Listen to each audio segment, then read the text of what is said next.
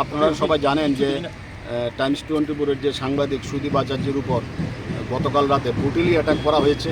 ওকে মানে প্রাণে মারার জন্য, প্রাণে হত্যা করার জন্য ওকে ব্রুটালি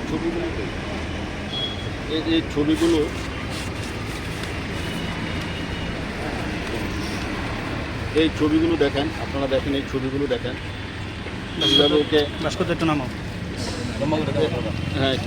কীভাবে ওকে মারা হয়েছে। এই দেখেন কীভাবে ওকে মারা হয়েছে। লোয়ার রড দিয়ে, আর্মস দিয়ে ওকে তুলে মারা হয়েছে। ওর একটা স্বর্ণের চেন ছিল, চেনটা ওরা নিয়ে গেছে এবং এগুলো 7-8 জন ছিল।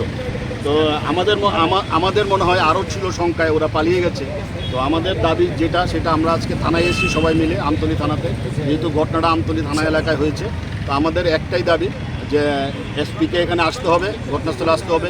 এর আগে এই যে প্রসেনজিৎ তারার উপর অ্যাটাক হয়েছে 3 জনের উপর মঠচুমনি এলাকাতে।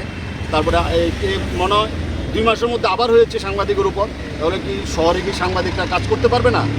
আমাদের আজকে আমরা পথে বসতে বাধ্য হয়েছি। আমরা আজকে আমতলী থানার সামনে ধর্নায় বসেছি, কারণ একটাই আমাদের দাবি, এসপিকে আসতে হবে। এসপিকে আমরা জিজ্ঞেস করবো যে রাতের বেলায় তাহলে সাংবাদিকদের কোনো নিরাপত্তা থাকবে না, যে যা খুশি তবে যখন যা খুশি মেরে দেবে।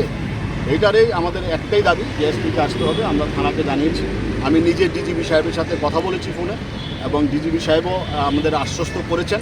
তো আমরা জানি যে সাংবাদিকদের উপর হত্যার ব্যাপারে সবাই আমাদের সাথে থাকবেন, আমাদের পাশে থাকবেন।